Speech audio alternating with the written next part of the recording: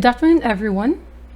I'm LARMIE, and I consider myself as a lifelong learner, which is one of the university's graduate attribute. Today, I would like to share with you a short talk entitled MOOCs 101. We begin with the question, what is MOOC, or Massive Open Online Course? Let us examine what each word actually means. First, we have M for massive. The number of enrollees could be unlimited and can run into hundreds of thousands. Then we have O for open. It is because anyone can enroll and there is no admission process. Unlike in regular university admission, you need to pass various documents or take an exam before you are in. Then the next letter O stands for online because they are delivered entirely via the internet. And lastly, C for course because their goal is to teach a specific subject just like most online college courses. So, massive open online course. But no worries, today I will give you 10 things you need to know about MOOCs, which is basically comprised of 10 questions too. For our first question, we have, how do you register for an MOOC? The first step would be to go to an MOOC site like edx.org. edx is formed by Ivy League universities. So you will see in their site the register button. There. Once you click that button, you can create an account or simply log in using your Facebook or Google or Microsoft credentials. In my case, I will just open my Google account or FB account on my web browser. Then click on the Google icon, then automatically it will lead you to a dashboard.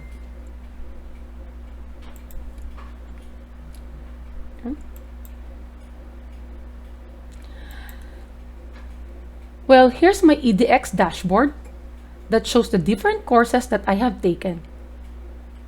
So in this case, I've taken Python programming.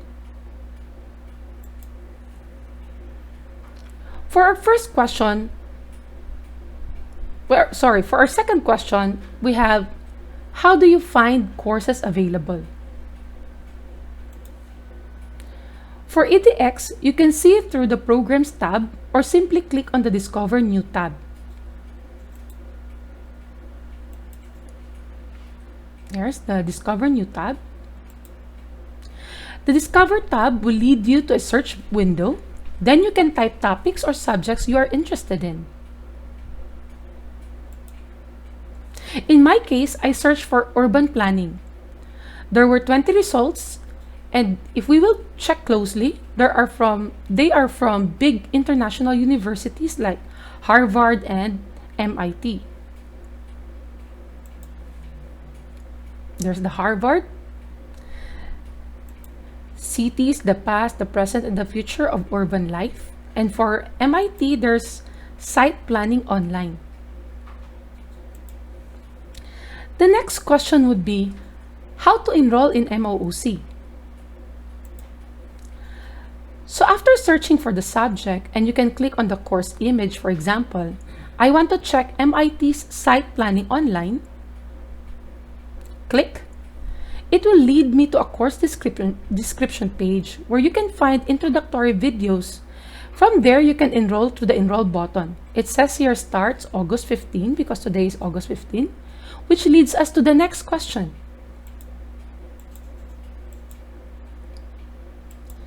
Is there a specific schedule for a course? So my advice is for you to scroll down. And it will show you a detailed course description. So in this case, we have this on the right hand side, you will see length description, but there's no specific time. It will only show the length, in this case 10 weeks, and the expected number of hours you will spend to finish the course. So they have identified it will take around 4 to 6 hours per week. But there's no specific time like in a regular university course. then you might be surprised with the price tag $99. Which leads us to the next question. Why is there a price? Why is there $99? Do you need to pay it? The course is actually free. But if you want a verified certificate from MIT, perhaps you want to use it in your resume, you need to pay the certificate. This will cover the cost of verification process. They will normally ask for ID on this. But no worries, you can still take the course for free. Next would be the course type.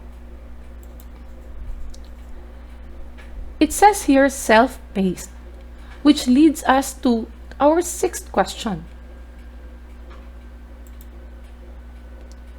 What does self-paced means? To better understand self-paced, let me first discuss two types of learning. We have the synchronous and asynchronous learning. When we talk about synchronous learning, it takes place in real time, which means that a group of people engage in learning at the same time, which means you're taking it like you have a live webinar, instant messaging, video conferencing, or virtual classroom. You're taking it together at the same time. While asynchronous learning is based on fulfilling the needs of specific learners, since it is learner-centered. This enables asynchronous learners to finish course without having to be in a certain place at a certain time. So asynchronous learners have more freedom than any other learner to complete course materials whenever and wherever they choose to. For example, through emails and blogs.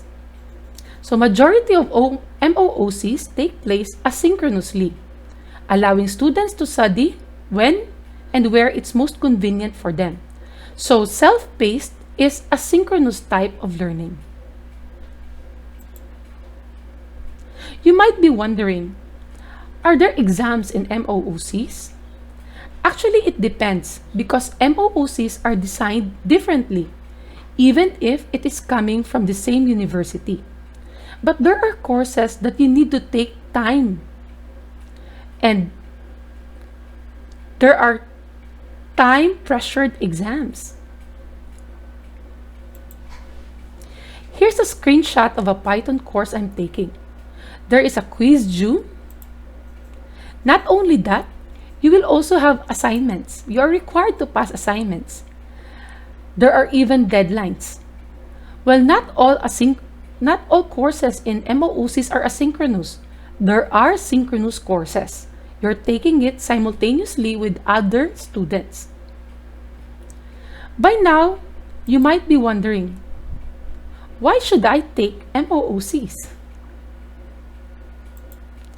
I have here 7 reasons to take MOOC from topuniversity.com. Number 1, it allows you to join an online community over 10 million students strong. Second, you get a head start in your specialization. You'll be able to get ahead of your fellow applicants or classmates, although it's not a competition.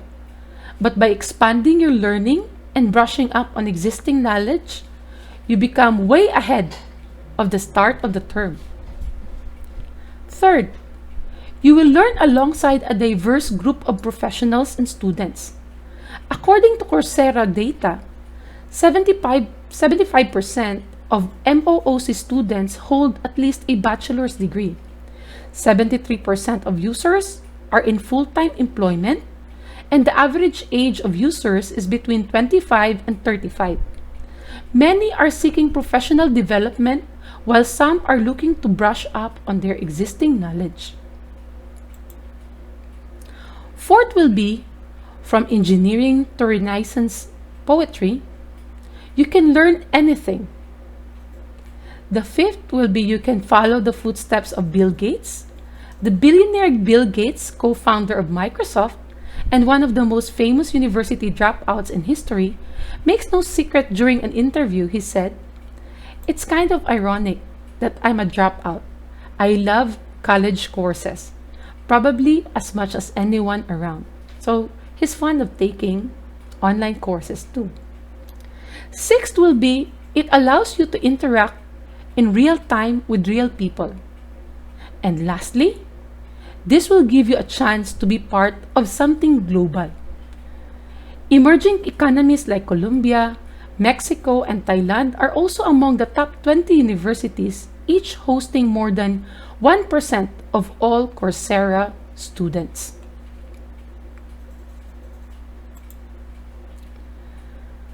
If you were convinced with the various reasons why take MOOCs, then you might be interested to check out other MOOC providers.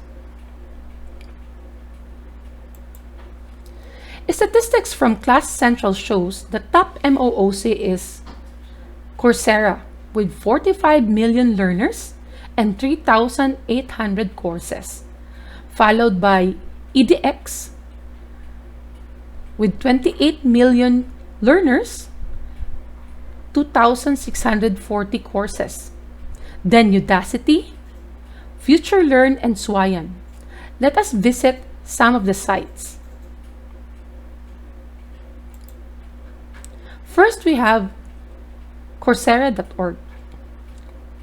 Same with EDX, you can use your Google account or Facebook account to log in.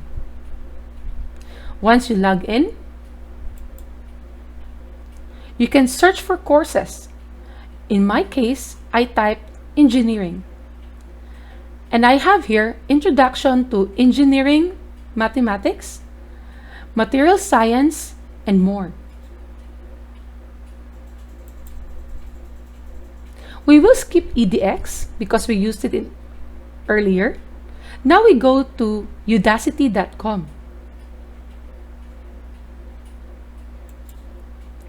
There are a lot of interesting programs available, from programming to autonomous systems like self-driving car to sensor fusion engineering. So you might want to check out Udacity.com. Then we have FutureLearn.